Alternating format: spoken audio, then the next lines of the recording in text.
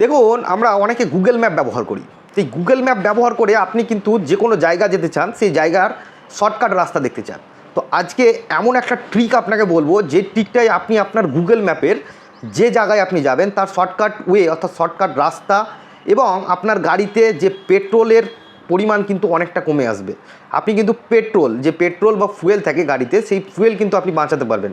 কিভাবে করবেন তার জন্য আমার এই ভিডিওটি পুরোটাই দেখুন, এবং এই ভিডিওটি যদি আপনার কোনো কাজে লেগে থাকে তো ভিডিওটি অবশ্যই সেভ করে নেবেন।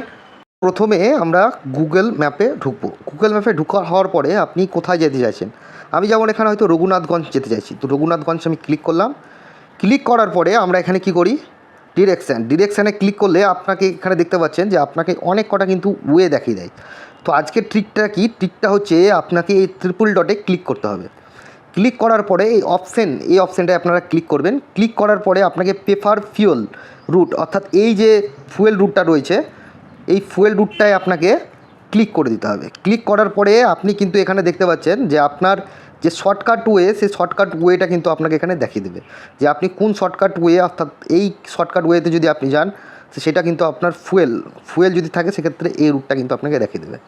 তো এইভাবে আপনারা কিন্তু গুগল ম্যাপ ব্যবহার করে আপনার গাড়ির ফুয়েল কিন্তু বাঁচাতে পারেন।